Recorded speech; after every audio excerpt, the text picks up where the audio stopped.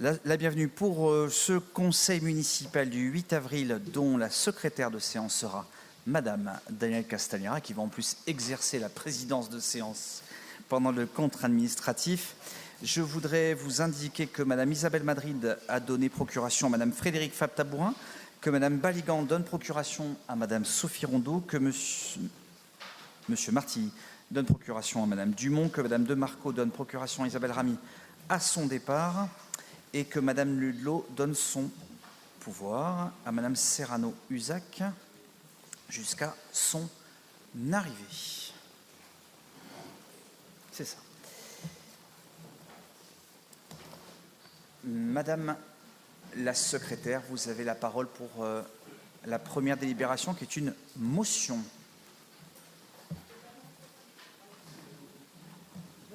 Il faut me donner le mode d'emploi, moi.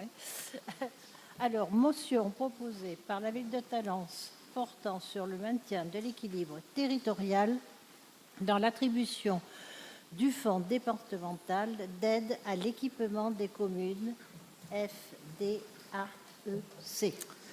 Merci beaucoup, ma chère collègue. Le VDAEC. Ah, mais moi, je préfère la proposition de la motion n'est pas si fréquente que ça. Je voulais d'abord évidemment vous en faire lecture en précisant que nos collègues de l'opposition comme nos collègues de la majorité, vous l'avez reçu il y a quelques jours derrière, puisque ça vous donnait l'occasion, comme à chaque motion, de pouvoir, le cas échéant, nous faire des propositions de retour que nous n'avons pas eu à part un mail de Monsieur Joliot, ici présent. Et donc je vais vous l'exposer. Le département de la Gironde participe, selon ses compétences, à l'émergence et à la réalisation de projets locaux contribuant à l'attractivité et au dynamisme de l'ensemble du territoire girondin. Dans un contexte financier dégradé pour le département, comme pour l'ensemble des collectivités, le conseil départemental a revu sa politique de soutien à l'équipement des communes en modifiant, par délibération du 12 février 2024, les modalités de répartition donc du fonds départemental d'aide à l'équipement pour les communes, le VDAEC. Jusqu'alors, et je crois depuis 1978, si je ne dis pas de bêtises, le VDAEC fonctionnait par dotation d'une somme par canton, dont la répartition s'opérait par les conseillers départementaux du territoire dans un esprit de dialogue avec les maires. À compter à partir de l'exercice 2024, les communes dont le coefficient départemental de solidarité est inférieur à 1 seront exclues de la répartition du VDAEC. 90 communes du département sont concernées et Talence fait hélas partie de ces communes. Pour la ville de Talence, le VDAEC représente une part importante, une importante somme investie chaque année. En 2023, elle était de 121 155 €. Le VDAEC est un outil qui permet d'intervenir concrètement pour le quotidien des Talencaises et des Talençais. Lors des derniers exercices, la dotation du VDAEC avait permis de financer, entre autres exemples, un système de traitement de l'air à l'école maternelle Michelet, la modernisation du parc d'éclairage public en LED, ou encore la création d'un jardin public à Thouars et à Rabat. Par cette motion, le conseil municipal de Talence regrette la décision de priver certaines communes du soutien du département. Conscient de la nécessité d'équilibre territorial qui passe par les outils de péréquation, le conseil municipal réaffirme son attachement à l'égalité républicaine qui doit prévaloir entre les communes. Le conseil municipal rappelle, en outre, qu'une même commune peut recouvrir des réalités sociales et territoriales très différentes. Ainsi, la ville de Talence compte des quartiers de fragilité sociale exclus de fait de l'action départementale. Le conseil municipal, enfin, appelle le conseil départemental à maintenir les précédentes modalités de répartition du VDAEC afin qu'aucune commune de Gironde n'en soit exclue. Ce texte, qui ne se veut, vous le voyez, ni agressif, ni sanctionnant, ni quoi que ce soit, n'a pas d'autre objectif, encore une fois, dans un contexte de finances publiques particulièrement dégradé pour l'ensemble des collectivités territoriales et pour l'État, de rappeler que notre commune est contributrice du département de la Gironde, de tout temps à jamais, qu'il est vrai on pourrait penser que l'action du département a un effet levier peut-être plus particulièrement prononcé dans des plus petites communes, et c'est tout à fait logique qu'il y ait des systèmes de péréquation, mais que depuis 1978, je le rappelle, près de 46 ans maintenant, eh bien, quelles que soient les étiquettes des conseillers départementaux, cantonaux, enfin, ils ont changé de nom, assez rarement d'étiquettes, si jamais je me souviens bien d'ailleurs, eh bien, il y avait toujours eu cette somme précieuse de un peu plus de 100 000 euros. Parfois, elle était montée au-delà et qui permettait aux villes, comme la nôtre, de pouvoir financer des actions précises. Nous avions, en tout cas depuis que j'ai la chance de pouvoir être le premier magistrat de cette commune, toujours essayé de trouver des exemples très visibles dans le caractère contributif que vous pouvez avoir le département sur ces équipements. On l'a rappelé là-dessus dans ce courrier. Ce courrier il a été proposé à beaucoup de communes. Il a été signé par, pour ce qui concerne la métropole, 8 des 9 maires qui composent, puisque un maire a encore la chance de pouvoir bénéficier du VDAEX. Il s'agit du maire de Martignas-sur-Jalles. Et donc, nous avons écrit également concomitamment à ce courrier, un courrier co-signé par l'ensemble des maires et les conseillers départementaux de métropole commune, à ce que Monsieur le Président du département de la Gironde, entouré de son équipe, puisse revenir sur cette décision. Je voudrais aussi préciser ici, même si jamais les débats du CCS ne font pas l'objet d'une publicité comme le conseil municipal, que nous avons de grands enjeux d'équilibre financier. Je voudrais, par exemple, spécifier ici que, de tout temps à jamais, il y avait une reprise de la part du département des déficits du service d'aide à domicile qu'on appelle le SAD dans le jargon, mais qui correspond à un service public de proximité pour l'ensemble des Talençaises et des Talençais qui en ont besoin. Ce SAD, la ville l'exerce pour le compte du département, et pendant de très nombreuses années, plusieurs décennies, le département systématiquement reprenait les déficits du SAD. Ça correspond, dans une année pleine, à 200 000 euros, et ça fait donc maintenant 3 exercices consécutifs, donc pour près de 600 000 euros, que ces déficits ne sont pas repris. Le département de la Gironde, comme nous, connaît des difficultés. Il a, et c'est une des impasses de la suppression de la taxe des habitations, beaucoup moins de leviers fiscaux qui n'en bénéficiaient auparavant pour mener ces politiques. Néanmoins, à travers ce texte, il s'agit de rappeler que c'est un interlocuteur important qui doit continuer à nous accompagner dans les projets d'investissement du quotidien, d'où le sens de cette motion que nous allons pouvoir, si vous le souhaitez, débattre. La parole est libre et circule. Madame Dumont. Monsieur le maire, comme vous le savez, tous les départements sont concernés par une baisse des recettes, liée notamment à la crise immobilière, qu'ils soient plutôt ruraux, plutôt urbains. Tous sont concernés. Nous avons donc dû faire des choix pour maintenir une solidarité girondine et continuer à exercer nos compétences, qui, comme vous le savez, sont centrées tout d'abord sur le social, dont les dépenses sont, elles, en constante hausse. J'avais déjà prévenu l'année dernière en conseil municipal de la difficulté qui serait la nôtre de maintenir ce fonds d'aide aux communes. Cette année, le VDAEX sera mobilisé prioritairement auprès des communes girondines les plus fragiles. Sont donc exclues les communes dont le coefficient départemental de solidarité est inférieur à 1 et dont la part du VDAEX représente en 2021 moins de 5% des dépenses communales. Cela signifie que 83% des communes girondines conservent le bénéfice du VDAEX, soit 445 communes. Car pour les communes les plus rurales, le VDAEX est souvent le seul tiers financier et véritable levier pour être en capacité d'investir. À Talence, je le rappelle, l'engagement du département ne peut se résumer uniquement au VDAEX. S'il faut le rappeler, nous sommes engagés entre autres sur l'accès au savoir, la culture, la politique du grand âge, le logement, le soutien à la parentalité, l'autonomie, la PMI, l'accueil des jeunes enfants, la lutte contre la précarité alimentaire, le développement social, les sorties familiales, la médiation familiale, les actions éducatives dans les collèges, etc. Oui, vous l'avez souligné, nous avons à Talence un quartier prioritaire de la ville où beaucoup d'actions, d'associations sont elles-mêmes soutenues par le département. Alors peut-être pouvons-nous être satisfaits d'être dans une commune qui est moins fragile et en profiter pour être solidaires avec les autres communes. Je doute que vous souhaitiez échanger votre place avec un maire d'une commune rurale de Gironde.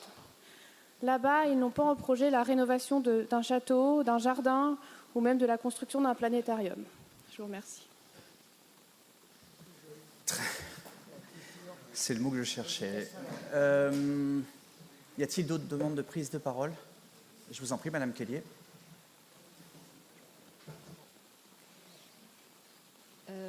Dans sa logique, en fait, ce fonds, ce FDEC, contribue, d'après ce que j'ai compris, au financement de projets d'équipement en apportant un coup de pouce. C'est ce que vous appelez l'effet levier. Donc un coup de pouce nécessaire pour un projet qui aurait sans doute peine à se faire sans cet apport. Or, il me semble là aussi que sur les récents exercices, Talence a utilisé plutôt cette dotation comme un effet d'aubaine affecté à des opérations déjà financées sans aucun problème. Par ailleurs, 121 000 euros au regard de plus de 16 millions de dépenses d'équipement en 2023, on voit bien que l'apport de ce fonds est tout sauf stratégique. Alors le département, dans cette décision, fait jouer, au-delà du principe d'égalité, un principe d'équité qui me semble, moi, tout aussi respectable, et même plus. Et on peut parfaitement le comprendre dans le contexte de restriction qui est le sien, parce que c'est un choix contraint, ça n'est pas un choix contre Talence ou contre certaines villes. À ce titre, Talence, finalement, fait partie de ces 90 communes qu'on peut considérer comme privilégiées du département sur les 535 que compte la Gironde, puisque le compte administratif 2023 va bien dans ce sens. Talence peut aisément maintenir son programme d'investissement sur les années qui viennent, et c'est loin d'être le cas de toutes les communes en Gironde, comme le rappelait tout à l'heure Maud Dumont. Donc pour l'ensemble de ces raisons, je voterai contre cette motion. Très bien. Madame Grélin-D'évêque. Si, Monsieur le maire. Je voudrais d'abord reprendre quelques éléments de votre argumentaire. Je dois dire que j'ai été un peu surprise par cette motion qui me semble plus tenir d'une posture politicienne que de la difficulté d'une commune comme la nôtre à pouvoir faire des investissements ou avoir besoin d'un levier particulier pour demander des financements à la région, à l'État ou à l'Europe. Vous parliez d'une somme importante et d'une somme précieuse. J'ai repris depuis 2015 la tenue des échanges que nous avons eus avec mon collègue Arnaud Delu et vos services. Et j'avais relevé d'ailleurs quelque chose qui à l'époque m'avait un peu froissé, d'une phrase du type somme assez quelconque, en parlant d'une centaine de milliers d'euros. Effectivement, cette somme permettait de financer partiellement, et je dis bien partiellement, certains équipements sur lesquels nous avions eu d'ailleurs des désaccords quelquefois et pour lesquels nous avions fait des choix qui n'étaient pas vos premiers choix et je crois que nous étions arrivés à un certain accord. Il s'agit bien d'une somme versée par le département qui n'est pas une obligation ni un droit. Il reste quelques départements en France qui ont choisi de garder le fonds d'aide à l'équipement des communes. Pardon. Il y en a très peu. Et la Gironde est la seule à y mettre une telle somme et à laisser le choix de la négociation sur l'investissement choisi. Vous n'êtes pas sans savoir que les départements sont soumis à une pression sociale extrêmement forte, qu'ils financent beaucoup d'allocations qui, elles, sont de droit, qui ne sont pas complètement compensées par l'État. Pour mémoire, pour l'allocation du RSA, on a un financement qui affleure un remboursement de l'État de entre 50 et 55 %, le reste de la dépense étant à la charge du département. C'est la même chose pour les aides aux personnes âgées. Et je rappelle tout de même, puisque vous parliez du CCAS, que s'il n'y a plus de reprise de déficit, et ça avait été annoncé, la rehausse des tarifications a été négociée et acceptée par le département. Donc le département n'abandonne pas ni le CCAS ni la ville de Talence. Vous disiez que ce fonds existait depuis 1978. Certes, nous ne sommes plus dans les mêmes années. Les départements ne disposent plus des ressources et des leviers financiers qu'ils avaient, puisqu'effectivement, ils disposaient d'une part importante de la taxe d'habitation et aussi d'une part des transactions d'achat et de vente de logements qui se sont considérablement effondrées.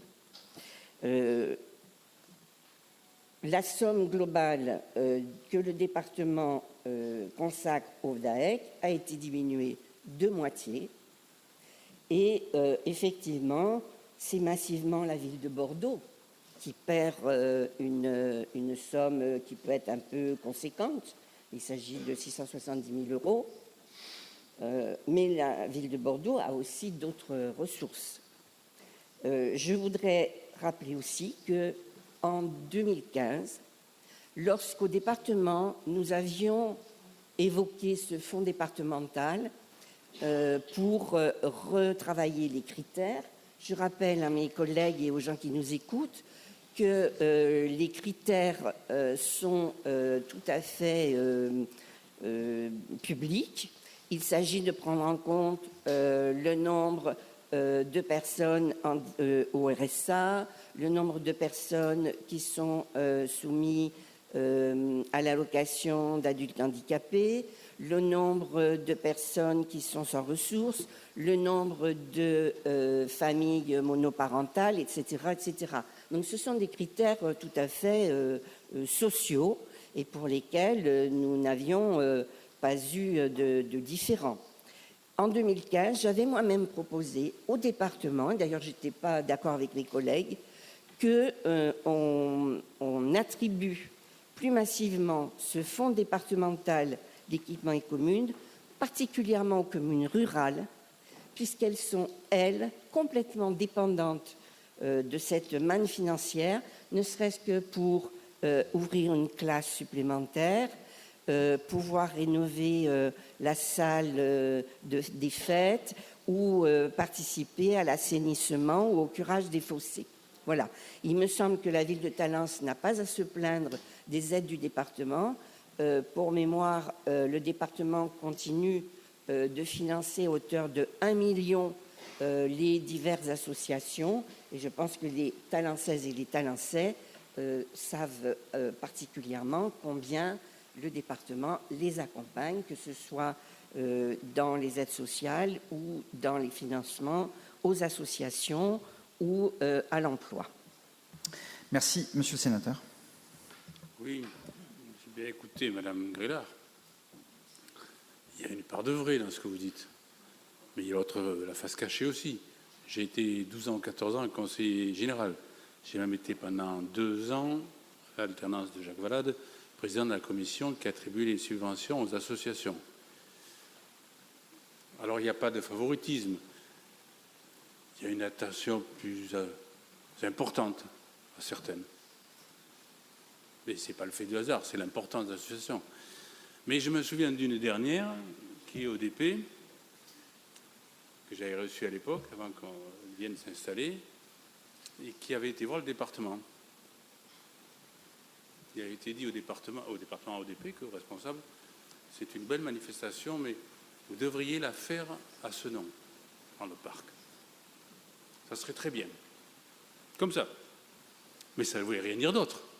Mais il s'est trouvé qu'après, malheureusement, le financement était peut-être moins important qu'il aurait été à ce nom. Vous avez vu, une des années, c'était, je crois, la publicité sur le journal du Conseil général, devenu Conseil départemental.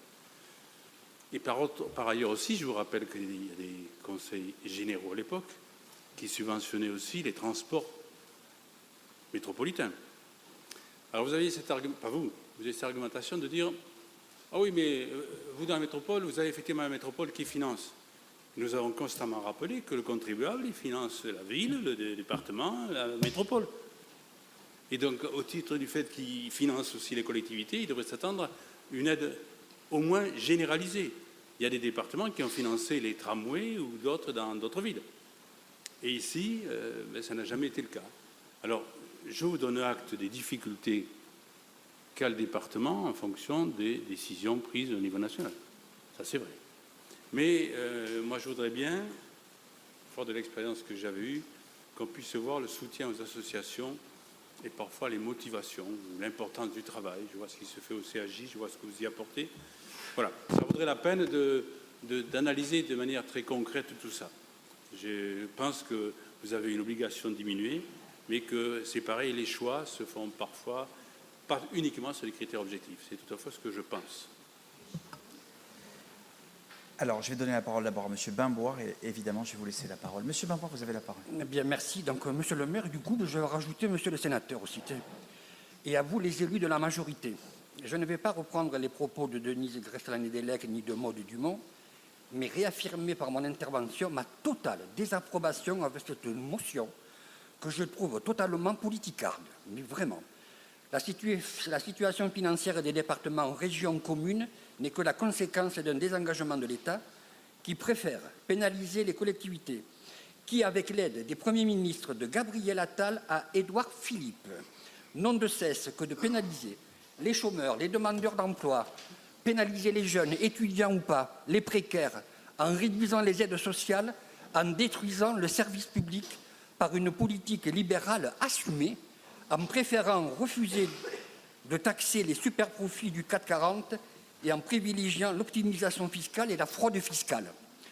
Une politique libérale assumée, certes, mais vous qui n'avez de cesse, Monsieur le maire, de préciser que la ville de Talence peut financer des grands travaux, comme la piscine, le château des Arts, le Grand Pex Soto-Margot et prochainement le planétorium, par cette motion, vous vous rabaissez en quémandant une participation de dotation du département pour un montant de 120 voire 150 000 euros, en précisant la notion d'équité. Mettre en avant la fragilité sociale de certains quartiers talençais et qu'ils seraient exclus de la dotation départementale est disproportionné, compte tenu des efforts mis en œuvre par le CCAS et par la ville. Vous auriez été grandi, monsieur, et ainsi que les élus de la majorité, de faire une motion où la ville de Talence réaffirme sa solidarité avec les cantons, les villes de la métropole, du Nord-Médoc, du Médoc et de l'Entre-deux-Mers, en précisant la pertinence pour ceux et celles qui en avaient vraiment besoin de demander une subvention au département. Cette motion aurait été une forme, monsieur le maire, de renaissance. Mais au vu du contenu, elle démontre que votre horizon est en phase avec le libéralisme.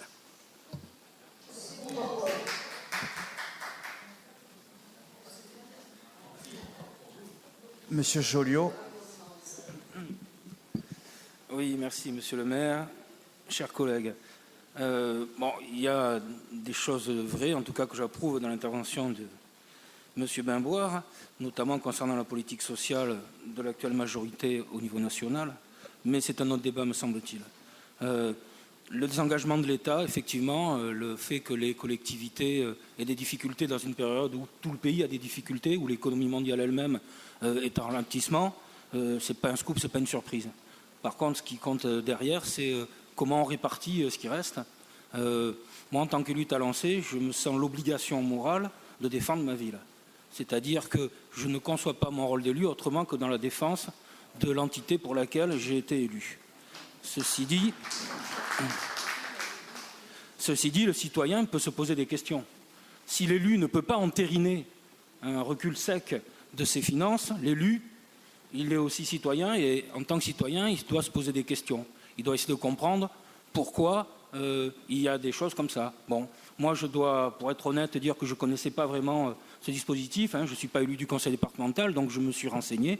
J'ai cherché des informations que je n'ai pas toujours trouvées d'ailleurs, ce n'est pas évident, mais j'ai fini par comprendre de quoi il en retournait, comment s'effectuait la répartition, etc. Effectivement, moi je comprends le souci contradictoire, si on veut, l'injonction contradictoire du département par rapport à une répartition que lui estime prioritaire, plus juste, etc. Mais en tant qu'élu, moi je ne peux pas accepter un simple recul et entériner cette décision du conseil départemental, et donc je m'abstiendrai. Voilà, je voulais expliquer ma position. Merci. Mon cher collègue. Madame Grélard, je propose, on a un conseil municipal après, je donne la parole à tout le monde et je vais conclure. Je vais être brève. Je ne voudrais pas laisser entendre, par rapport aux propos que vous avez tenus ici, monsieur le sénateur, un propos d'événements qui seraient peu ou qui devraient être subventionnés par le département et qui ne seraient pas. ODP, puisque vous l'avez cité, est une manifestation, et ça a été longuement discuté avec les créateurs à l'origine de cet événement, est un événement qui a pour mission une dimension métropolitaine, et lors de la modification par l'État des compétences des départements dans la loi NOTRe et le partage entre la région et le département pour certaines compétences, il a été acté, et vous devez le savoir, que les manifestations d'intérêt métropolitain ou, plus important, régional seraient financées par plutôt la région et ou la métropole. Le département a soutenu dès le départ en consacrant une part importante dans la communication. Alors certes, ce n'est pas une subvention directe versée, mais en soutenant énormément la communication, et pour cause, puisqu'il s'agit de pouvoir recueillir des fonds pour les orphelins pupilles des pompiers. Je rappelle ici que le service du SDIS est bien un service annexe du département, et que c'est bien le département qui non seulement préside, mais aussi finance massivement le service des pompiers, et qu'ils sont employés, les pompiers sont bien employés par le président du département, qui reste leur employeur. Très bien. Merci beaucoup. Je ne vois pas d'autres... Madame Hériart, vous avez la parole.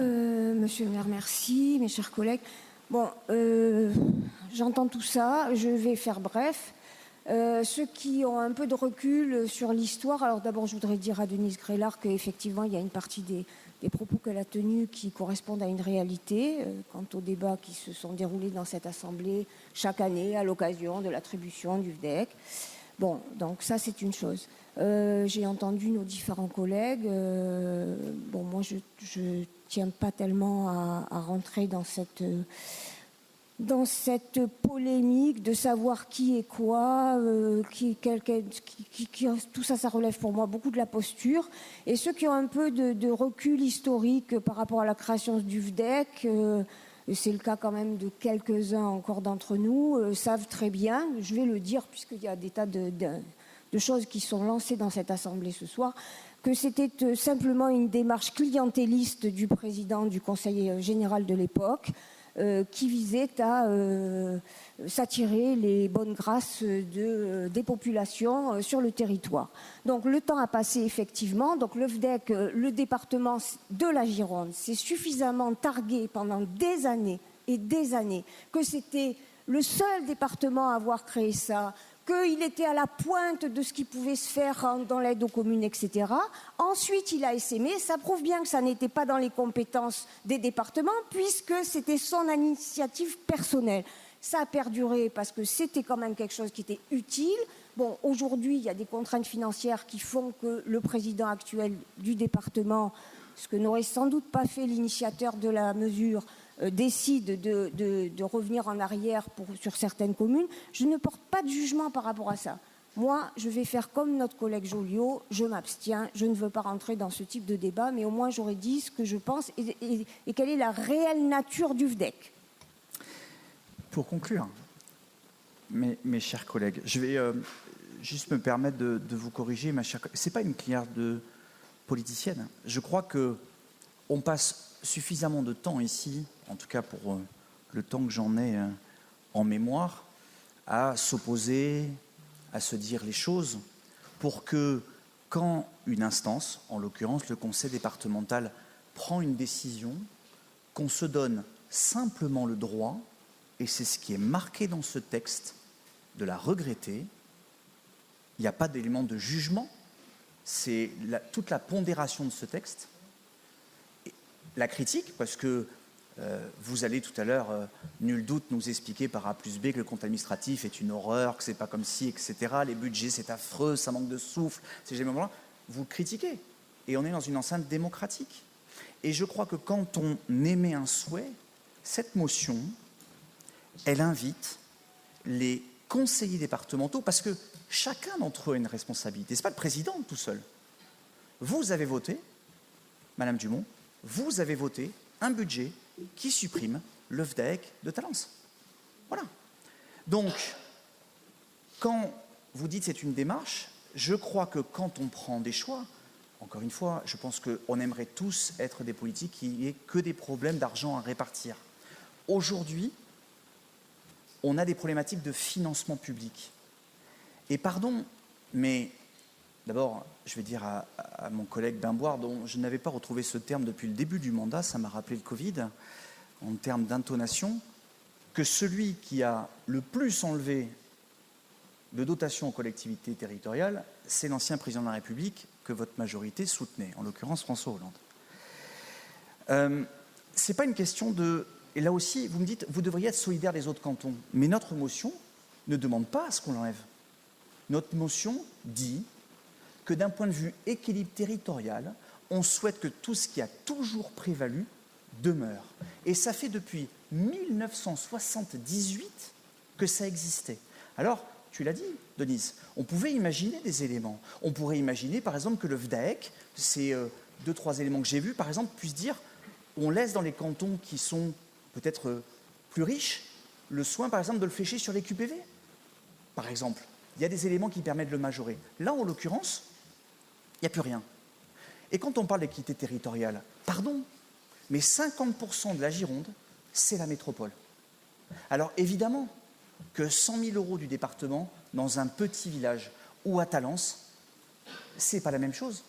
Mais pardon de dire que le VDAEC aujourd'hui, proportionnellement, aide beaucoup plus les communes rurales. Mais que quand vous faites la somme sur un mandat complet, je reprends les éléments du SAD parce que tu les as cités, 200 000 € de SAD et 100 000 € de VDAEC. Sur une mandature, il manquera 1 800 000 € à la charge de la ville. Alors vous pouvez le prendre année par année, mais sur une mandature, c'est près de 2 millions d'euros. Où est-ce qu'on trouve cet argent? Sur le SAD, il n'est pas question d'investissement. Je vous entends parler de planétarium, ça va vous servir jusqu'à la fin du mandat, mais ce n'est pas une question. Le SAD, c'est du fonctionnement. Si on donne cette année encore 1 million d'euros de plus au CCS, c'est pour lui permettre d'éponger les dettes laissées par d'autres. Et on sait qu'on a des vraies impasses. Notre EHPAD, qui est structurellement déficitaire, comme beaucoup d'autres EHPAD, va avoir d'énormes difficultés de fonctionnement. La question est le fait de dire qu'une décision, et c'est rien d'autre que ça, d'abord, on peut l'assumer devant les électeurs. Voilà, vous auriez pu, ma chère collègue, au moment où vous êtes soumis au vote des Talençais et des Talancais, dire « nous supprimerons le VDAEC ». Ça aurait pu être une solution. On peut l'assumer. On peut aussi simplement se dire, et là je vais rejoindre à titre exceptionnel les propos de monsieur, notre cher collègue Xavier Joliot, le fait de dire qu'on est aussi là pour défendre un territoire. On est aussi là pour défendre la ville et ses habitants. Je ne cautionnerai jamais que l'on fasse comprendre que l'équilibre territorial est qu'un Talençais vis-à-vis de quelqu'un qui habite de l'autre côté, à Léognan, par exemple, je ne sais pas si l'oignon est concerné, eh bien le talent C, il n'a pas le droit. Or, le talent C, mes chers collègues de l'opposition, il cotise tout autant au fonctionnement du département que d'autres villes. Donc quand on parle d'équilibre territorial, c'est celui-là et aucun autre. Sur le SAD, oui, le SAD a été augmenté, mais l'équilibre du service d'aide à domicile, soit on rend les prestations plus chères. Tu as oublié aussi un peu de dire, Denise, que les salaires, ils ont augmenté. Donc, quelque part, les augmentations de déficit, c'est aussi pour accompagner le mouvement, à mon avis salutaire, d'augmentation des salaires des personnes qui peuplent les SAD et qui font les SAD au quotidien, qui, on s'en est aperçu, notamment au moment du Covid, et bien depuis, ont un rôle fondamental à jouer. Mais quand la ville fait le SAD, elle le fait pour le compte du département. Madame Dumont, vous avez égrené tout un tas de compétences, mais ce sont les compétences du département. Il ne s'agit pas d'aller dire bravo, vous faites les compétences pour lesquelles vous avez été élu. Le SAD, c'est chaque année, pour la commune, 200 000 € à trouver, c'est-à-dire un point de fiscalité. Donc, vous pourrez toujours opposer cela. Il n'y a rien d'autre dans cette motion, sur lequel vous êtes libre évidemment de vous abstenir ou de voter contre, le souhait à ce que ce qui a toujours précédé depuis 45 ans, eh bien, puisse maintenant revenir, peut-être dans des conditions différentes, peut-être dans des conditions ajustées. Vous avez dit, Madame Dumont, on aide les associations, c'est vrai. Mais combien d'associations à Talence aujourd'hui voient leurs subventions diminuer? Combien? Quasiment toutes. Et devinez vers qui elles se retournent pour compenser la subvention? Vers la ville. J'étais, par exemple, très récemment, vendredi encore, auprès des gens de l'Inconnu, de Rock et Chanson. Le département va retirer 10 000 €, pour des raisons qui peuvent s'entendre. Hein. Mais vers qui Rock et Chanson va se tourner? Je prends cet exemple-là, mais il y en a tellement d'autres. Ben vers la ville, parce que derrière, il y a des salariés, parce que derrière, il y a une action. C'est-à-dire qu'on peut toujours dire, c'est pas notre faute, c'est la faute de l'État, mais en l'occurrence, c'est la ville qui va éponger cette dette, ou qui va devoir accompagner l'association. Donc l'idée, c'est pas le fait de dire, vous gérez mal, moi je ne suis pas conseiller départemental. Le fait, c'est de dire que par cette décision, et je suis d'accord avec Dominique, le département a très souvent dit, on a le VDEC, on a le VDEC, on a le VDEC. Je trouve tout simplement dommage qu'une fois de plus, on vienne demander aux villes de se substituer à une autre puissance publique. Pour ce qui concerne l'État, puisque ça sera votre paratonnerre, chacun pourra, dans un temps voulu, expliquer où est-ce qu'il va prendre l'argent, comment il doit être réparti. Nul doute qu'on ne sera pas forcément d'accord sur ces éléments-là, mais ce qui est sûr, c'est que les fonctionnements et le financement des collectivités locales, aujourd'hui, présentent une impasse majeure pour les départements, pour les régions ou pour les communes, et qu'il faudra prendre des décisions difficiles. Mais au moment où on n'a jamais eu autant besoin de solidarité, je rejoins tes propos, le département fait le choix pour des communes urbaines qui n'ont rien demandé, qui, c'est vrai, ont des budgets plus importants. Mais tu as pris l'exemple de Bordeaux. Mais l'exemple de Bordeaux, c'est que la ville de Bordeaux a augmenté de près de 5% ses impôts locaux. Donc on peut aussi compenser le recul du département par une augmentation de la fiscalité. Qui va la payer? Les personnes qui sont propriétaires. Et dans les propriétaires, il n'y a pas que des riches propriétaires. Hein. Je veux vous le dire. Et donc, mais très bien, mais après on pourra aller sur le grand capital. Donc, pour terminer, sur la partie d'ODP, je veux juste rappeler que pendant des années, le département a acheté des billets auprès d'un producteur et n'a pas subventionné l'association ODP. Donc quand on dit on aime bien mais on achète les billets, je n'ai pas trop bien compris. Aujourd'hui, de toute façon, on le voit, hein, vos votes sur le festival ODP n'est pas... Le SDIS, le D, c'est le département. La question est le fait de dire le département fait ses choix de subvention. Vous avez voté contre, vous êtes abstenu, je ne parle pas de tout le monde puisque le vote est un peu disparate, mais ODP, quoi que vous puissiez en penser, c'est aujourd'hui l'une des plus grandes manifestations culturelles de la métropole. Et aujourd'hui, le département n'aide pas financièrement une des plus grandes manifestations culturelles de la métropole. Elle est... Non, aucune, oui. Très bien. La seule chose, c'est qu'on lui a reproché, d'ailleurs je lisais avec gourmandise un papier sur nos collègues de Sud-Ouest, enfin nos collègues Jean-Joël Sud-Ouest, qui faisaient état de transfert de quelques organisations de festivals sous pavillon allemand. On a la chance, et je pense qu'il faut vraiment en être fier, d'avoir une association qui est basée à Talence par un Talencé qui s'occupe de faire venir du monde et un peu de culture. Je pense qu'on peut s'en réjouir et après chacun peut prendre ses responsabilités. Tout ça pour vous dire, mes chers collègues, que vous aurez, Madame Dumont en tout cas, l'année prochaine, un choix à faire. Le département a de l'argent. Il y a beaucoup de choses à faire, incontestablement. Il y a beaucoup de besoins. Mais le choix à faire, à notre sens, en tout cas c'est le sens de la motion, c'est de revenir, ne serait-ce que partiellement, sur cette décision que je trouve pas juste. Et surtout, je vais partager quelque chose avec vous. Je crois qu'il y a une tentation très forte, depuis des années, de l'État. Quand on entend parler du millefeuille territorial, on sait ce qu'il y a derrière. Et c'est peut-être pipeau, mais en tout cas, je l'ai entendu par plusieurs présidents de la République de différentes obédiences. On sait très bien que plus une collectivité locale n'interviendra pas dans une strate, plus on permettra de justifier la suppression de la dite collectivité, puisqu'on dira, écoutez, puisque les villes le font bien, eh bien, laissons-le aux villes. Et puisque demain la métropole le fait bien, enlevons les villes et laissons tout à la métropole. Donc je voulais partager aussi ce sentiment-là. Le vœu qu'il y a là, il n'est pas politicien. Il est simplement dire que nous ne partageons pas cette décision et qu'il n'est jamais trop tard pour revenir. En tout cas, les Talancaises et les Talancais qui sont aussi des Girondins, je crois, ont le droit d'abord de le savoir et le moment venu, de dire ou pas s'ils sont d'accord avec ces choix politiques. C'est le sens de la démocratie et des différentes élections. Je vais donc prendre les votes. J'ai entendu l'abstention de Mme Myriard, de M. Joliot. Pour l'ensemble du vote du groupe Talents Centration, c'est contre. C'est contre. Très bien. Et pour le groupe majoritaire, c'est pour. Merci beaucoup.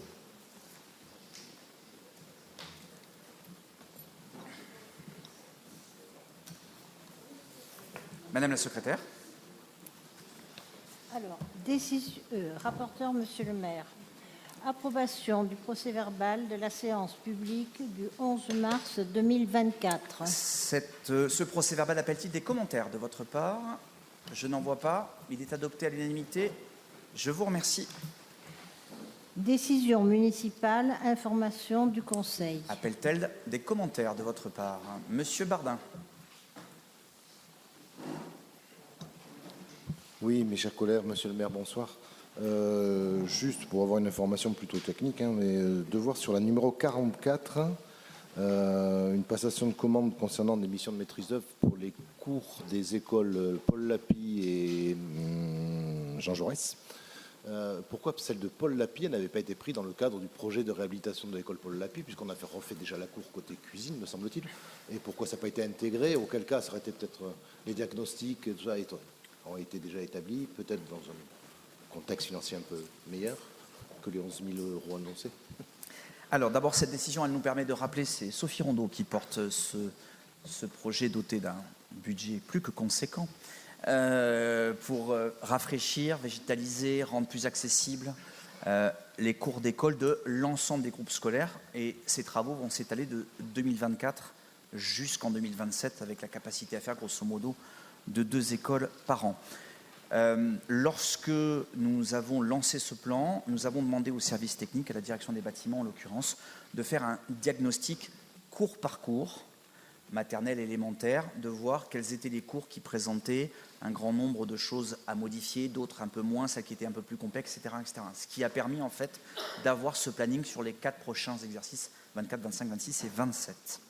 Pour répondre à votre question, donc c'est comme ça que Jean Jaurès a été sélectionné, parce qu'en plus il y avait la maternelle. Bon. Ça ne sera pas les plus grands travaux, puisque la cour de Jean Jaurès ne permet pas toutes les folies. Je ne crois pas, en tout cas. Sur Paul Lapie, tout simplement, c'est que ça n'avait pas été prévu. Il faut se souvenir que d'abord, le programme a été fait. Il n'avait pas été prévu dans le programme d'origine le traitement de la cour de l'élémentaire. Donc, en fait, on ne pouvait pas intégrer dans le marché d'origine cette cour de l'élémentaire. Il faut quand même se souvenir que nous avons connu des réunions très fructueuse sur la fameuse cour Oasis à Paul Lapie, et aujourd'hui je crois que personne, malgré quelques bouts de bois dans les chaussures, ne reviendrait en arrière. Il y a grosso modo 10 degrés d'écart entre la partie bitumée et la partie. Donc voilà, donc c'est la raison pour laquelle en fait on a choisi de finir Paul Lapie, entre guillemets, avec ce marché, et de faire Jean Jaurès pour cette année. Vous avez le reste des écoles qui suivront et qui sont déjà en concertation, puisque Sophie concerte les autres en collaboration avec le monde éducatif et aussi les enfants. Voilà. D'autres questions? Je n'en vois pas. Nous pouvons passer à la suivante. Rapporteur, Monsieur Gestin, adjoint délégué aux finances, compte administratif 2023.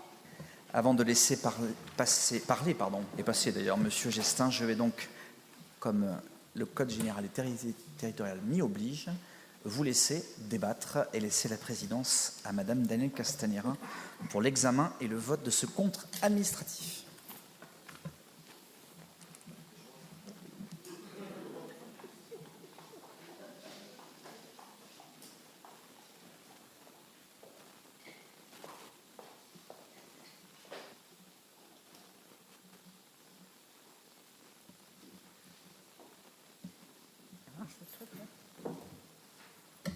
Monsieur Gestin, je vous laisse la parole.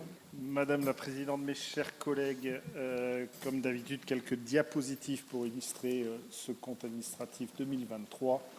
Nous verrons ensuite la reprise des résultats, évidemment, pour le budget supplémentaire qui vous sera présenté juste après.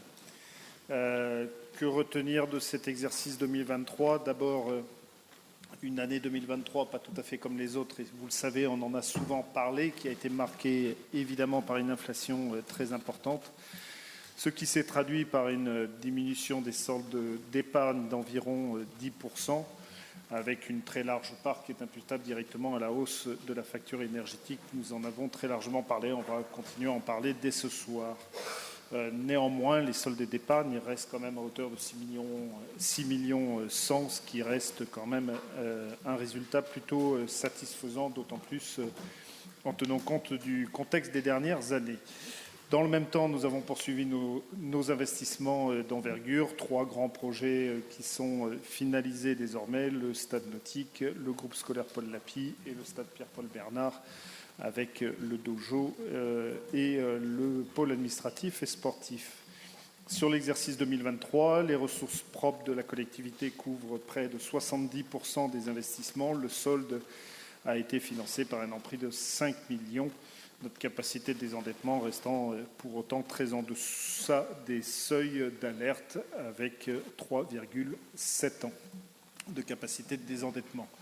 Sur ce tableau qui comprend beaucoup de chiffres, je ne vais vous en donner que 3.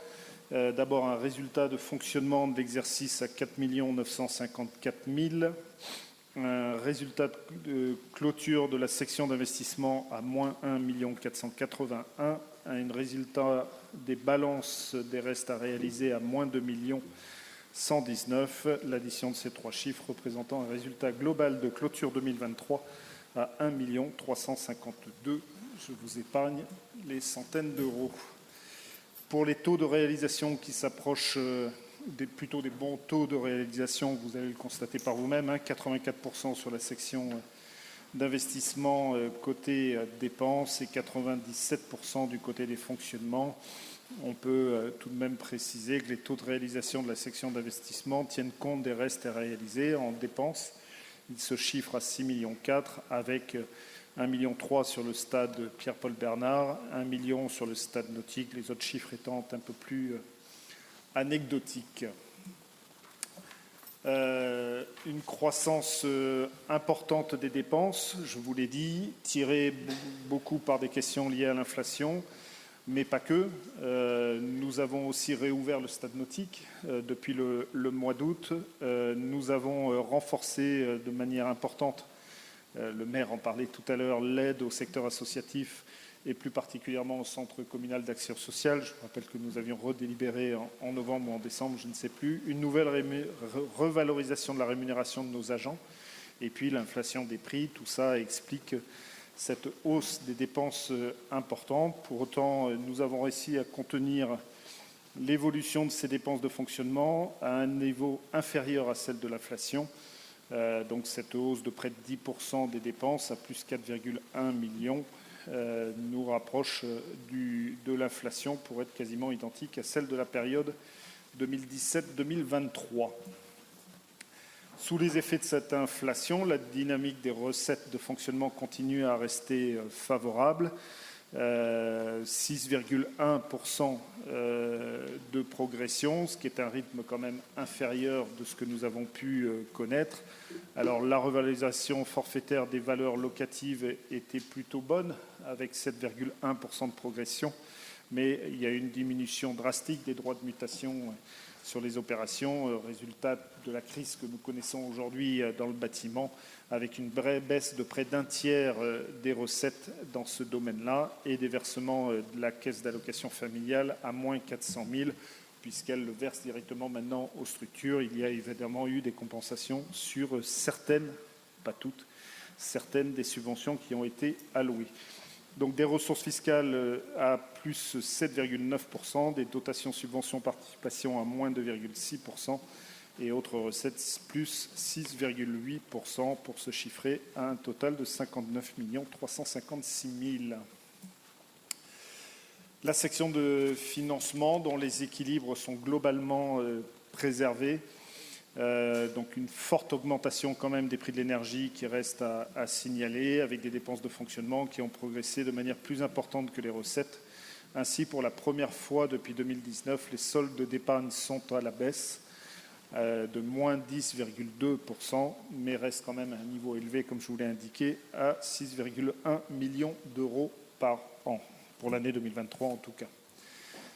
Sur les dépenses d'équipement dans le chapitre des investissements, hors remboursement des emprunts, c'est plus de 16 millions qui ont été investis dans différents projets au cours de l'année. Le stade nautique, évidemment avec sa finalisation. L'extension, la réhabilitation du groupe scolaire Paul Lapie, nous en avons parlé. Et puis le démarrage de 5 des projets importants à venir. Avec, alors c'est plutôt des études pour l'instant, mais le groupe scolaire Camus, le Grand Pexoto Margaux, Château des Arts, la nouvelle cuisine centrale et la salle de diffusion. Vous avez les montants indiqués. Nous sommes évidemment en tout début d'opération, mais les choses vont commencer à s'accélérer. Sur les autres dépenses d'équipement, quelques dépenses que j'ai souhaité extraire. L'acquisition foncière dans le quartier Curie pour près d'1 million d'euros, puisque parfois vous nous reprochez les ventes, donc maintenant je vous signalerai les acquisitions en même temps. Les installations d'aires de jeu, divers travaux de voirie ou d'aménagement comme au cimetière, des travaux d'entretien, que ce soit pour les équipements sportifs et culturels, scolaires, quelques acquisitions de matériel ou les reversements à Bordeaux Métropole à hauteur de 703 000 euros dans le cadre de la mutualisation notamment, du service informatique, pas notamment. Un recours à l'emprunt qui reste cependant mesuré. Nous avons des ressources propres pour un montant d'un peu plus de 7 millions qui sont décomposées par de l'épargne nette à 4,1 millions, des subventions par l'État ou d'autres collectivités 1,4 million, des récupérations de TVA pour 1,5 million, le reversement par la métropole d'une partie de la taxe d'aménagement à 300 000 euros, des cessions foncières, c'était un terrain pour 200 000 euros. Et notamment au regard de l'importance des investissements réalisés, le besoin de financement est relativement conséquent, à hauteur de 9,2 millions, un peu plus moins de la moitié ayant été financé par la trésorerie, et le reste par un emprunt d'équilibre à hauteur de 5 millions. L'encours de dette est donc en légère hausse, passant de 19,5 millions d'euros à 22,5 millions, pour une capacité de désendettement de 3,7 ans. Vous retrouvez sur l'ensemble des résultats que je viens de vous proposer, donc l'ensemble des chiffres. Du côté des dépenses, les autres charges de gestion courante pour environ 15 millions, les charges à caractère général à un peu moins de 9 millions, les charges de personnel à 28 millions. Vous y rajoutez quelques charges financières, un remboursement de capital de la dette à 2 millions et des dépenses d'investissement hors dette à 16 millions. Du côté des recettes, vous allez y retrouver des produits de gestion, les dotations et participations pour près de 9 millions, les impôts évidemment et taxes pour près de 45 millions, un peu de produits exceptionnels, des ressources propres d'investissement, dont l'emprunt des 5 millions dont je vous ai parlé, et un besoin de financement de l'exercice 2023 de 4 millions 100 couverts par notre trésorerie, comme je vous l'ai indiqué sur la diapositive précédente. En conclusion, et pour faire plutôt court, dans un contexte difficile en raison notamment de la hausse des prix et de l'inflation, Nous avons une situation financière de la collectivité qui reste préservée, avec des soldes d'épargne quasiment maintenus et un ratio de désendettement de 3,7 ans. C'est le prix de beaucoup de travail de l'ensemble de nos services pour maintenir ces résultats-là. Nous avons de la capacité de poursuivre nos différents investissements, même si 2023 a permis la concrétisation des 3 projets d'envergure dont je vous ai parlé tout à l'heure. À noter que la ville a profité des dernières négociations avec les établissements bancaires pour assainir sa dette au cours des différents précédents exercices. Je vous disais toujours qu'on avait un emprunt là qui était sur l'échelle qui n'était pas très bien, et celui-là, on a réussi à le passer en taux fixe en anticipant. Il devait passer en taux fixe dans 2-3 ans, mais vu le contexte, on a profité de cette négociation, de cet emprunt supplémentaire pour le ramener sur un taux fixe de manière à ce qu'il ne prennent pas des proportions vu les inconnus que nous avons encore devant nous pour les exercices précédents. Et donc cette gestion rigoureuse qui est le travail de toute une équipe et des différents services de notre administration nous permet de conserver un endettement soutenable avec malgré tout un ambitieux programme d'investissement que je ne renierai pas, et sans pour autant augmenter les taux d'imposition. C'est bon ? Oui. Alors, est-ce que cette présentation présente des questions de votre part, Madame Ramy? Alors, on va prendre les différentes personnes et vous répondrez tout à la fois. Oui, oui, je peux prendre à la Madame fois. Ramy. Merci Madame la Présidente. Chers collègues, je vais commencer comme ça, et chers collègues. Donc je vais commencer d'abord par la section investissement. J'ai commencé par là, mon analyse, donc je fais l'intervention par là. Donc ce compte administratif 2023 nous présente côté investissement un total de 18,4 millions d'euros de dépenses d'investissement, avec 16,4 millions d'euros de dépenses d'équipement et 2 millions d'euros de remboursement de dettes. Vous nous l'avez dit, il y a encore des taux de réalisation qui sont bons, à 84%, qui sont toutefois en diminution de 10% par rapport à 2022. Et ce taux de 84%, il faut faire attention car ça tient compte des restes à réaliser quand même. Alors ce sont des chiffres que je viens d'énoncer qui sont quand même à mettre en perspective avec les annonces du BP 2023, où vous nous annonciez 27,5 millions d'euros d'investissement, dont 14 millions d'euros de nouvelles inscriptions budgétaires et 13,4 millions d'euros de restes à réaliser 2022. Alors moi, je trouve qu'on est quand même assez loin des effets d'annonce de ce prévisionnel, puisque au final, en 2023, les dépenses d'équipement, elles portent essentiellement sur 2 projets principaux. Je ne parle pas du stade et du dojo, puisqu'on n'a pas les chiffres. Je ne sais pas du tout. Donc ces 2 projets principaux, c'est le stade nautique qui se monte au total maintenant, enfin à la fin 2023, à 22 millions d'euros, et le groupe scolaire LAPI à 7,7 millions d'euros. Ça a été dit aussi, le grand Pexoto Margot, la salle polyvalente, la salle de diffusion, le planétarium, le groupe scolaire Camus, la cuisine centrale restent en 2023 au stade d'études, ce qui est tout à fait normal. Et il y aura sans doute des décalages qui vont arriver à l'échéance 2026 au niveau des investissements. Donc si on se projette sur le PPI et ses projets à l'horizon 2027, alors j'ai pris que les projets les plus impactants avec des grandeurs de coûts totaux. Donc on a le Grand Pexoto Margot pour 8 millions d'euros. On a le Château des Arts pour 16 millions d'euros. On avait déjà eu 2,4 millions d'euros à l'achat. Une cuisine centrale pour 7 millions d'euros. Une salle de diffusion pour 10 millions d'euros. Un planétarium pour 7,6 millions d'euros. La rénovation de 4 groupes scolaires, Camus, Ravel, Saint-Exupéry et Picasso. Or, si j'ai bien compris, seul le groupe scolaire Camus bénéficiera d'une rénovation ambitieuse qui se montera à près de 10 millions d'euros.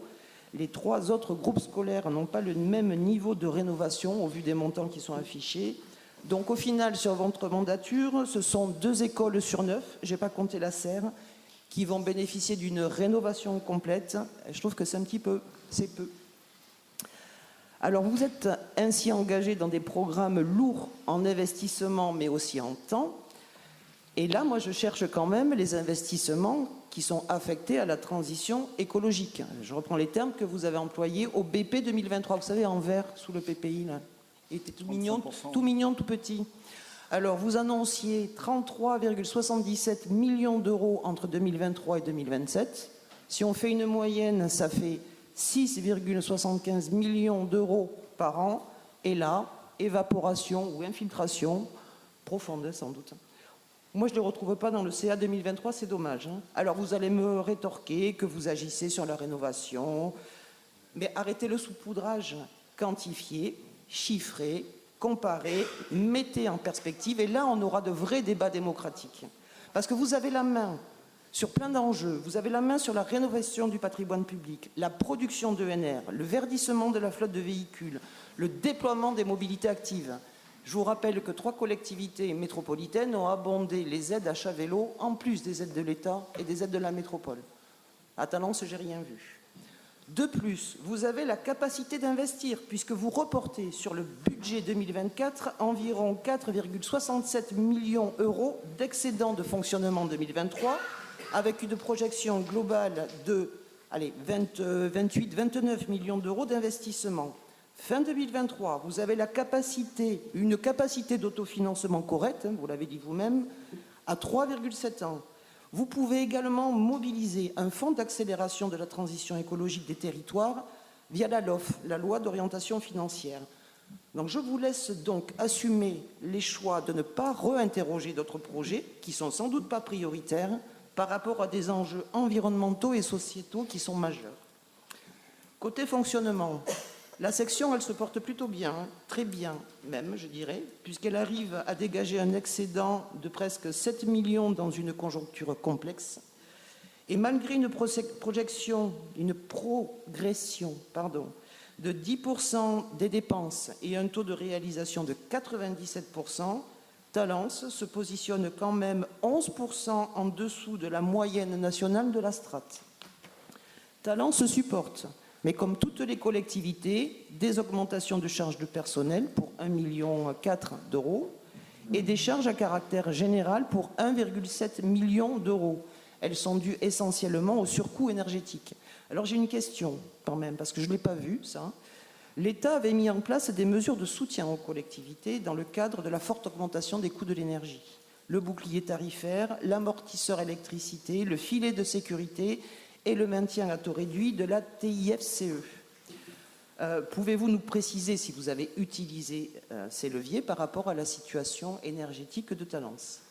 J'ai une remarque aussi également sur les coûts du carburant. On voit que ça augmente de façon assez significative de mémoire. Je crois que c'est plus 33%.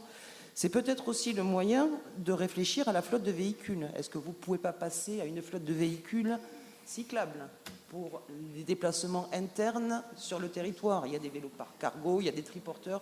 Je pense que agents et services pourraient l'utiliser. Donc ainsi, Talence peut absorber des chocs en se basant sur des augmentations de ressources fiscales, des dotations de l'État et de l'évolution des produits de services et créer de l'excédent. Excédent qui vient majoritairement à 67% de recettes fiscales qui augmentent presque de 8%. Ça a rapporté 3,3 millions d'euros en 2023. Alors certes, les taux d'imposition, ils n'ont pas augmenté, mais les bases, oui. Et ça va continuer à augmenter en 2024. Alors est-ce que ça ne serait pas le moment d'avoir une réflexion plus aboutie, plus équitable, qui sera amenée au niveau des taux d'imposition dès 2025? Pourquoi cette question?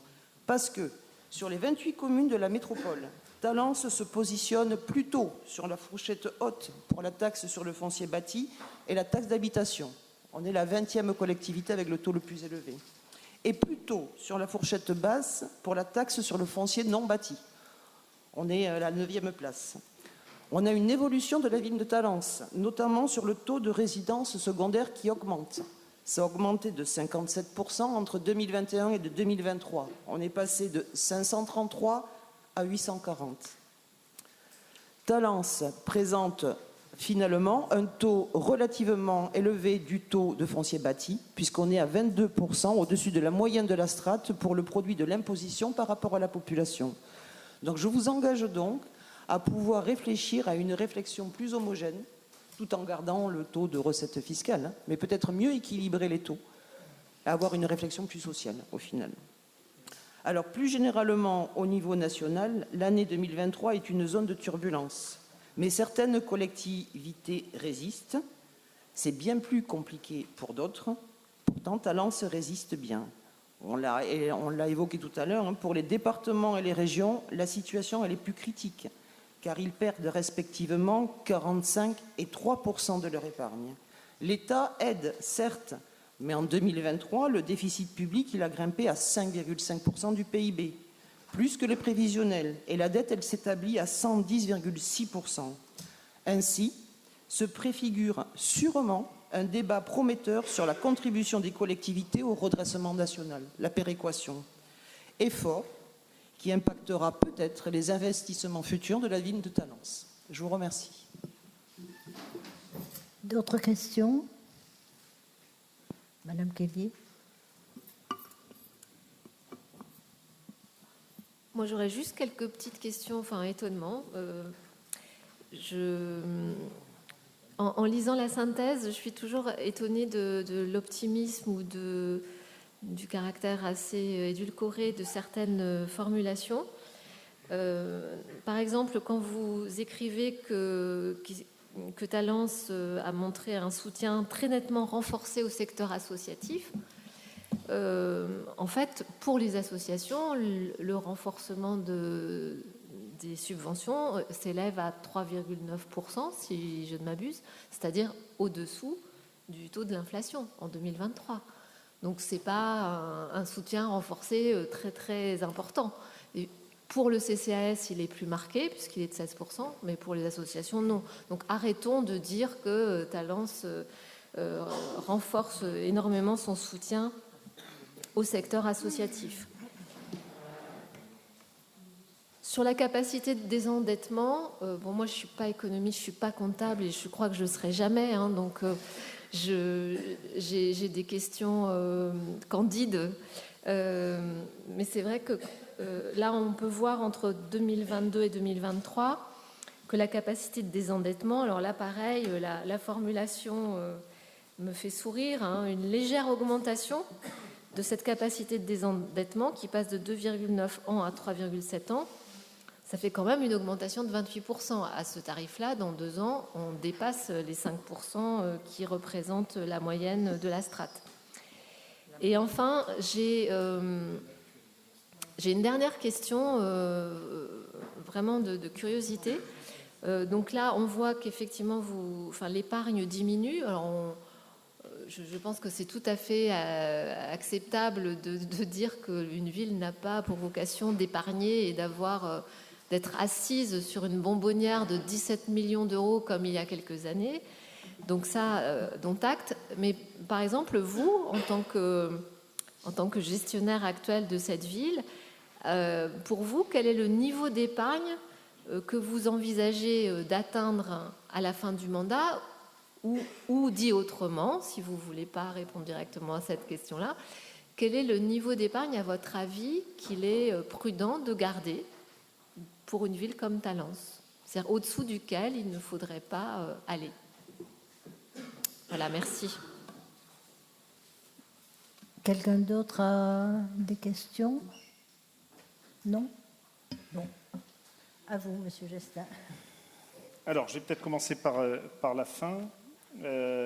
Pour répondre aux questions de Madame Kellier. Vous faites une erreur dans l'interprétation sur les questions des associations, notamment au travers de ce que je vous ai indiqué sur le fait que la CAF verse désormais directement sa participation aux structures. Donc le pourcentage que vous donnez, c'est qu'en fait on part de plus bas. Donc l'investissement, je le maintiens, est plutôt important et reste important.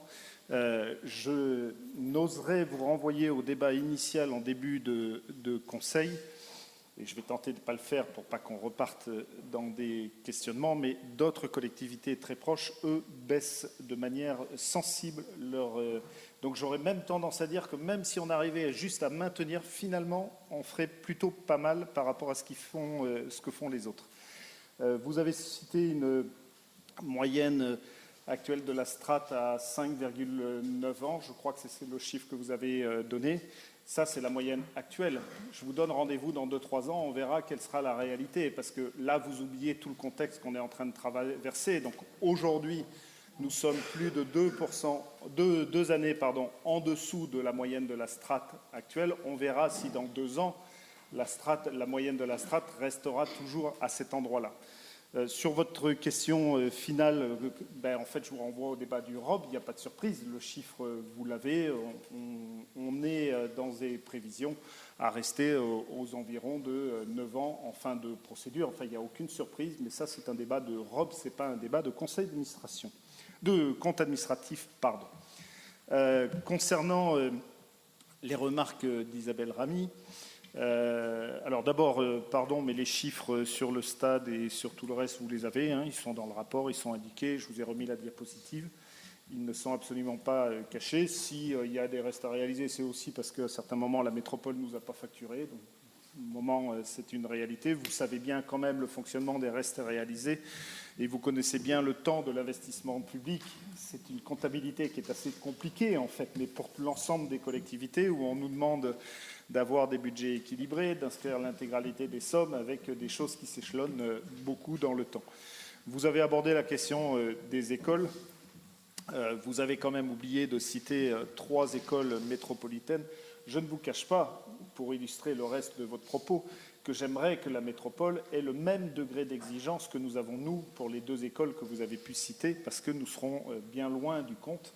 Je vous rappelle que la métropole avait fait le choix de déposer des permis juste avant le changement de réglementation pour ne pas être obligé d'aller plus loin. Donc, pardon, mais retour à l'envoyeur. Sur les questions liées à tout ce qui est bouclier fiscal, évidemment, nous sommes restés excessivement vigilants à toutes les mesures qui pouvaient exister. Donc le filet de sécurité, on n'y avait pas le droit puisque notre épargne a diminué de 10% et que le plafond à partir duquel le filet s'appliquait était plutôt à 25%. Donc nous avons fait tout ce que nous pouvions. Il y avait assez peu de choses au final pour une commune comme la nôtre. Sur la question de la flotte automobile, je crois qu'on en avait parlé au budget principal, mais il y a bien une évolution de la flotte qui est en cours. Et nous avons travaillé sur cette question-là. Sur la question du taux d'imposition, je vous avoue que ça m'a fait un peu sourire. Ben oui, mais ça aurait été cohérent si vous nous aviez accompagnés quand on avait baissé les impôts il y a quelques années. Et à ce moment-là, je crois que vous ne l'aviez pas voté non plus. Donc voilà. Mais je serais ravi d'en parler avec vous au cours d'un groupe de travail sur les finances. Ça me ferait tellement plaisir qu'on puisse aborder ce genre de choses-là. Vous savez bien que la gestion des taux d'imposition est un sujet ô combien difficile. Les bases augmentent évidemment, oui. Je vous rappelle quand même, pour pas qu'il y ait d'ambiguïté, que c'est une décision qui appartient à l'État, qu'elle est prise en fonction du taux d'inflation. Je ne suis pas sûr qu'elle ait augmenté dans tout à fait les mêmes proportions d'ailleurs, puisque c'est des calculs là aussi qui se lisent sur toute une année et qui parfois arrivent à des situation assez complexe. Pour autant, l'inflation et l'augmentation des prix, elle, est complètement réelle. Voilà les quelques éléments que je souhaitais vous apporter. Bien, il n'y a plus d'autres questions? Je ne réponds pas. Bon, donc nous allons procéder au vote. Il y aura 3 votes. Le premier étant pour le compte administratif principal en demandant vote du groupe majoritaire, vote du groupe Talents en transition.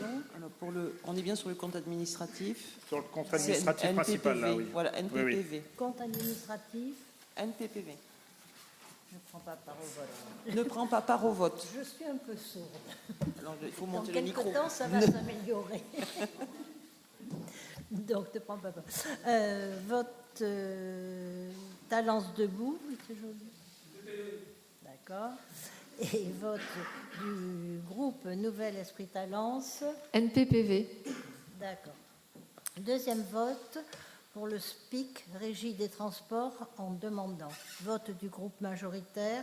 Alors peut-être avec votre permission, Madame la Présidente, juste vous donner le chiffre, un excédent de 67 745 sur la Régie des transports, et je vous donne tout de suite celui des pompes funèbres avec un excédent de 20 781. Voilà. Très bien. Donc je recommence. Deuxième vote pour le SPIC Régie des transports en demandant vote du groupe majoritaire. Vote du groupe Talence en transition. C'est pour. Oui, c'est pour. C'est pour.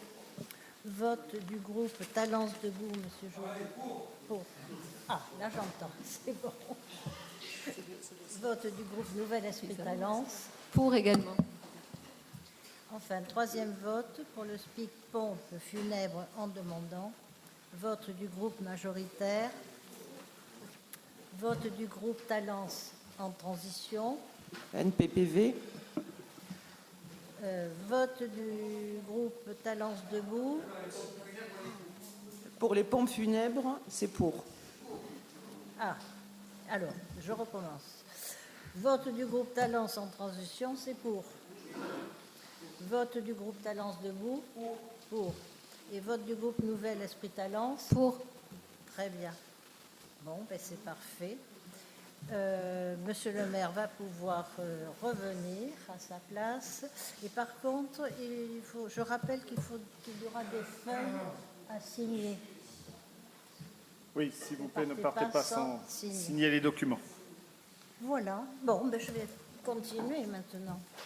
Et si quelqu'un trouvait un maire, je pense qu'on pourrait lui demander de revenir.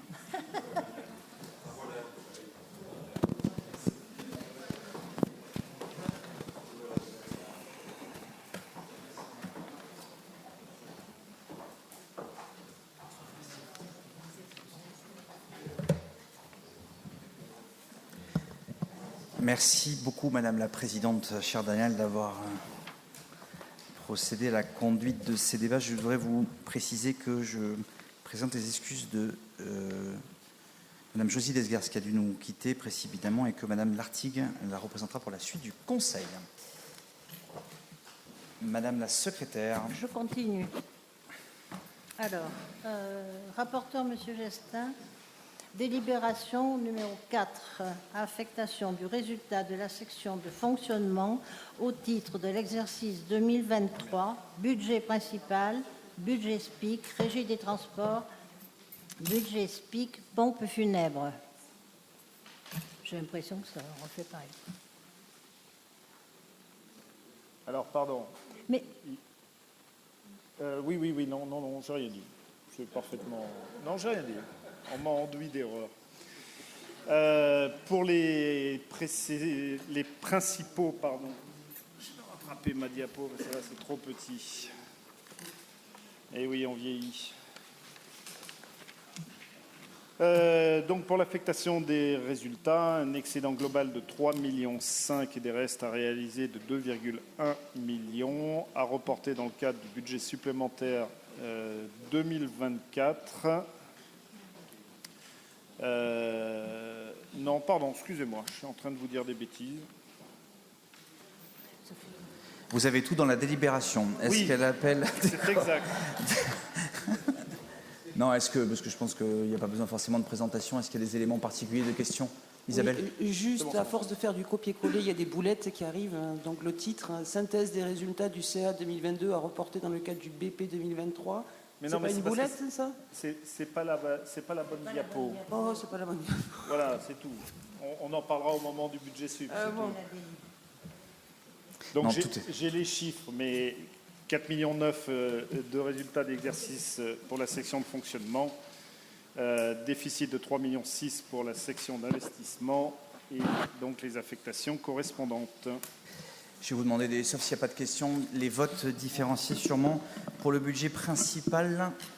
NPPV. NPPV pour l'ensemble des oppositions et pour le reste des élus, pour la régie des transports, pour à l'unanimité et pour les transports, les pompes funèbres, une forme de transport, et pour à l'unanimité. Je vous remercie. Pareil, ne partez pas sans avoir signé le document. Délibération numéro 5, compte de gestion du trésorier principal, receveur municipal pour l'exercice 2023. C'est donc exactement la même chose que ce que je vous ai présenté pour le compte administratif, mais cette fois-ci fait par le trésorier principal général qui nous indique qu'il n'a pas d'observation et pas de commentaires à formuler. Y a-t-il des questions? Je n'en vois pas. Est-ce que je peux avoir vos votes, s'il vous plaît? NPPV. NPPV pour l'ensemble des oppositions et pour l'ensemble des autres élus. Je vous remercie. Délibération numéro 6, budget supplémentaire, budget principal exercice 2024. Alors, pour le budget supplémentaire, donc il s'équilibre à 9 270 000 euros dans les éléments principaux, donc la reprise des résultats dont on vient de parler, tels qu'ils sont indiqués. Nous intégrons également 2 nouvelles dépenses, 200 000 euros en prévision sur le versement de la prime du pouvoir d'achat exceptionnel en faveur des agents de la collectivité et 73 016 pour une garantie d'emprunt que nous avions consentie à l'égard de l'association Petit Campus. Alors, je voudrais juste pas manquer, puisque Monsieur Bimboire, vous m'aviez interpellé il y a quelques mois de cela pour dire, Monsieur le maire, la ville va-t-elle verser la prime pour pouvoir d'achat prévue dans le cadre du dispositif exceptionnel? La réponse est donc oui. Donc, nul doute que vous applaudirez, si ce n'est des 2 mains, au moins d'une main, puisque nous allons verser donc une prime fixe correspondant au minimum de ce qu'on pouvait donner pour l'ensemble des catégories à l'ensemble des agents éligibles pour l'ensemble de la collectivité. Donc on fera partie des rares communes à pouvoir le faire, parce que je crois qu'il y a plus de communes qui ne le versent pas. Donc je voulais le partager avec vous. On aura une délibération, mais vous avez cet élément-là particulier. Voilà la réponse à votre question orale. Oui. Alors, c'est pas tout à fait le montant du VDEC, mais c'est pas grave. Alors, allons-y. On est riche de cœur, surtout, ma chère collègue. Alors, les votes sur ce budget supplémentaire.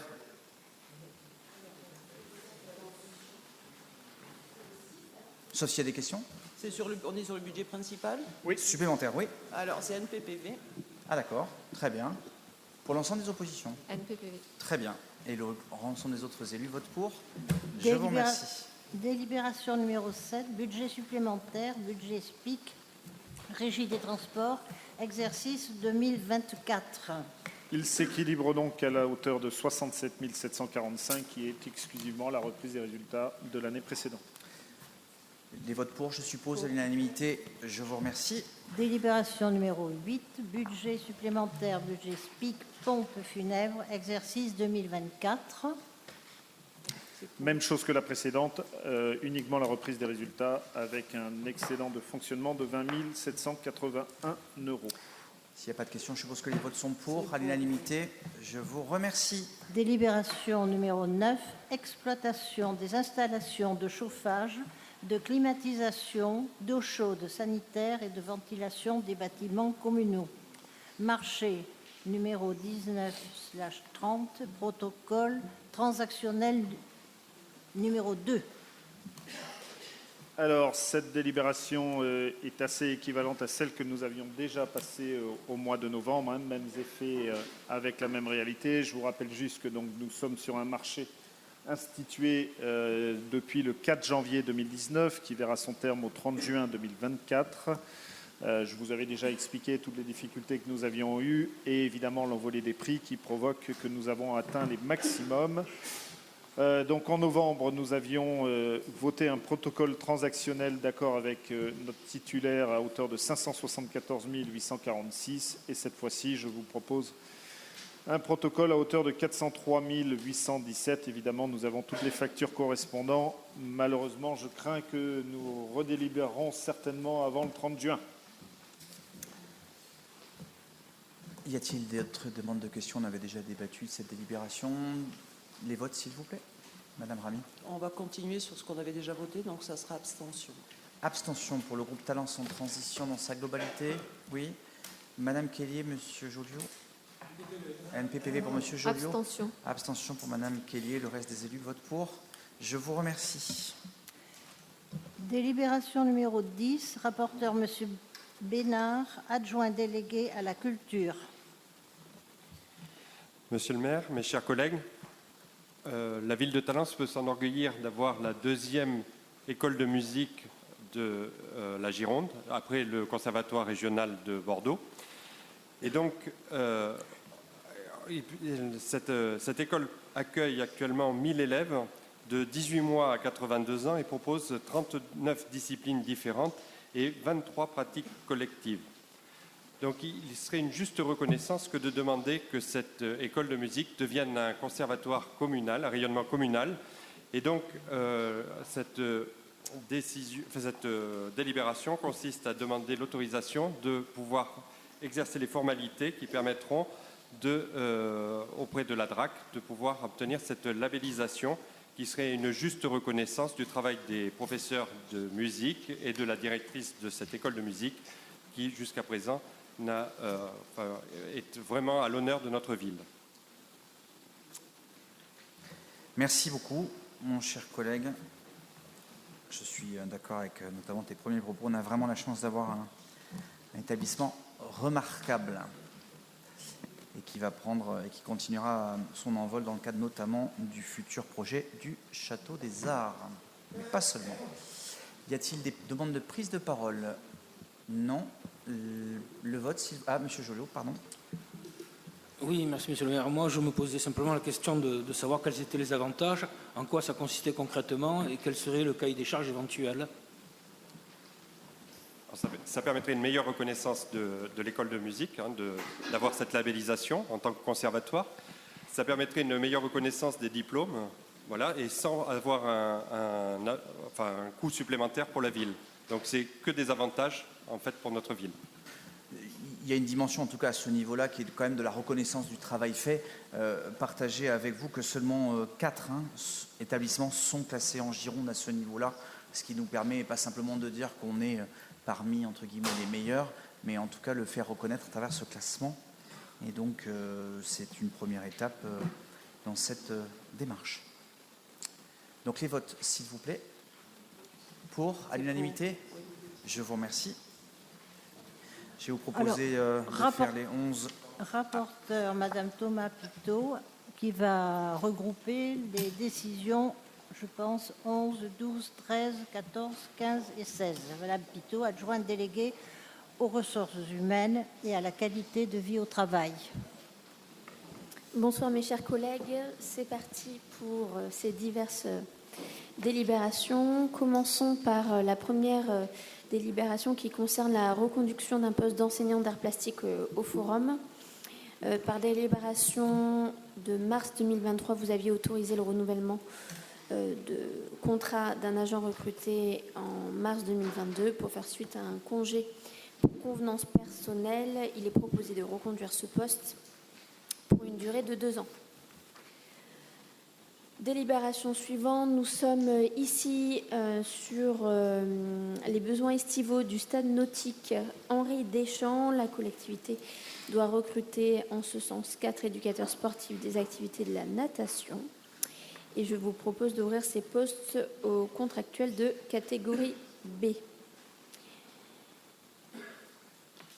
Délibération suivante, nous sommes sur la création d'un poste d'adjoint en médiathèque à temps non complet de 20% au sein de ce service pour le remplacement d'un agent et suite à une réorganisation du service de la médiathèque. Donc effectivement, pour faire suite au départ de l'agent occupant le poste en médiathèque sur un temps non complet de 50% et une réorganisation du service, il est proposé de supprimer ce poste à temps non complet de 50% et d'en créer un à 20%.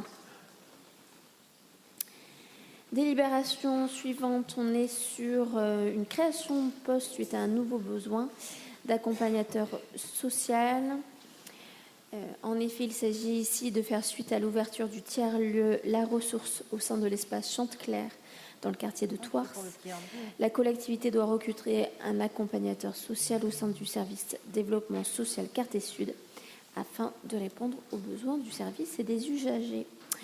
Je vous propose d'ouvrir ce poste soit un contractuel, soit un fonctionnaire de catégorie C ou B, en fonction des candidatures que nous recevrons, bien évidemment. Délibération suivante, nous sommes sur le recrutement d'un animateur accueil proximité au sein du service d'accueil général. Il faut faire suite ici à une mobilité en interne d'un agent titulaire de ce poste. Je vous propose d'ouvrir ce poste en catégorie C. Un fonctionnaire ou un contractuel, bien évidemment, comme d'habitude.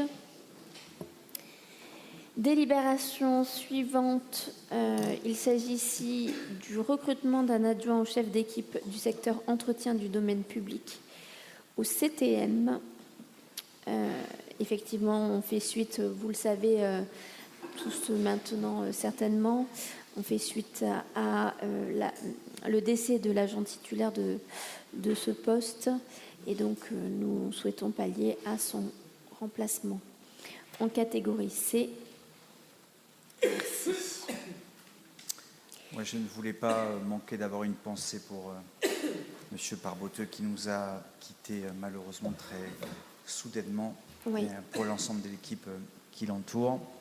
Nous étions tous réunis et donc voilà. Donc, il y a une délibération très administrative, mais je ne voulais pas manquer l'occasion de saluer sa mémoire et de son dévouement absolu et en toutes circonstances, notamment les moins sympathiques, au service de la ville et de ses habitants. Il était de toutes les galères du 1er janvier jusqu'au 31 décembre. Voilà. Une grosse pensée émue pour lui. Y a-t-il des questions, mes chers collègues? Je n'en vois pas. Puis-je avoir l'ensemble de vos votes, savoir s'il y a des choses différentes? J'ai pas fini. Ah, tu n'as pas fini? Ah si, Si. j'ai fini. Si. À moins que tu veuilles présenter la délibération de Frédéric. Mais... Alors, y a-t-il des votes différenciés? Vote pour à l'unanimité pour l'ensemble des délibérations? Je vous remercie. Est adopté à l'unanimité. Délibération numéro 17. Rapporteur Monsieur Fargue, adjoint délégué au sport. Monsieur le maire, Pardon. Je lis le titre. Convention de partenariat entre la ville de Talence et la radio Enjoy 33. Exactement. Il s'agit d'autoriser Monsieur le maire à signer cette convention dont le but est de faire la promotion de la journée olympique qui se tiendra le 31 mai, radio locale qui est implantée cours de la Libération. Et le dirigeant est aussi un fidèle Talencé puisqu'il a longtemps œuvré aussi dans le club de foot de la ville en tant qu'entraîneur. Oui, l'occasion de vous inviter donc le vendredi 31 mai. C'est un vendredi. Et donc ça aura lieu notamment en fin d'après-midi jusqu'en début de soirée pour découvrir tout un tas de sports olympiques, notamment les nouveaux sports, notamment un mur d'escalade sur la place Alcalá de Henares. Y a-t-il des demandes, des observations, des questions? Non. Vote pour à l'unanimité. Je vous remercie. Délibération numéro 18. Rapporteur Monsieur Larose, conseiller municipal délégué à la jeunesse et à la vie étudiante. Subvention, bourse, tas de l'idée. Oui, en français, tas de l'idée dans le texte. Monsieur le maire, mes chers collègues, dans le cadre de la réunion du jury en date du 5 mars, il a été décidé de retenir le projet du festival Calliope et d'ateliers d'écriture par l'association Calliope Poésia. C'est un projet présenté par 4 jeunes filles qui ont décidé de promouvoir la poésie féminine et féministe. Donc, à ce titre, je vous demande de valider la subvention exceptionnelle d'un montant de 1 000 € qui lui a été accordée. L'occasion de saluer le travail du service qui a permis une simplification du tas de l'idée qui était illisible jusqu'à preuve du contraire. Et donc, voilà, pour laisser la place aux Français. Madame Kellier. Juste une petite question. Je crois que dans le dossier, il est dit qu'il y aura je ne sais pas si on appelle ça une représentation, au Dôme. Est-ce que la date est fixée? La date n'est pas encore fixée. Normalement, ça devrait être avant fin avril. Je pourrai vous en faire part dès qu'elle sera établie.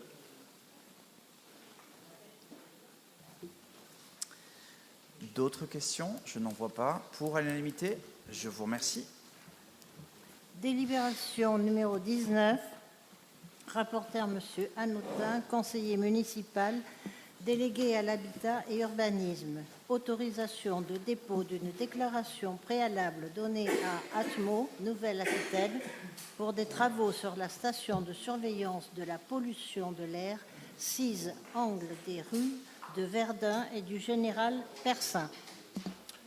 Oui, mes chers collègues, je vous prie de bien vouloir approuver cette délibération qui consiste à autoriser pour une propriété de la ville la société Atmo, l'observatoire d'observation de la pollution de l'air, à pouvoir réaliser des travaux sur un bâtiment communal, en l'occurrence ici la pose d'un enjambeur qui permettra de sécuriser l'accès à la dite station au personnel qui y travaille. Il faut donc une déclaration préalable et je vous sollicite de bien vouloir accepter que la ville la délivre. Je vois que le papier sur les budgets est toujours en cours de circulation et que s'il n'est pas signé, vous devrez revenir ce soir. Donc ne quittez pas, puisque nous sommes sur la dernière délibération, ne quittez pas cette auguste assemblée sans l'avoir signé. Y a-t-il des demandes? J'en voudrais pourtant, de manière à pouvoir meubler jusqu'à la fin, j'en vois pas. Les votes pour, à l'unanimité, je vous remercie. Avant de vous libérer, je voudrais vous donner la date du prochain conseil municipal qui aura lieu le lundi 13 mai. Lundi 13 mai à 18h, ici à Pexoto. La séance est levée. Je vous souhaite à toutes et à tous une excellente soirée. Merci, chers collègues.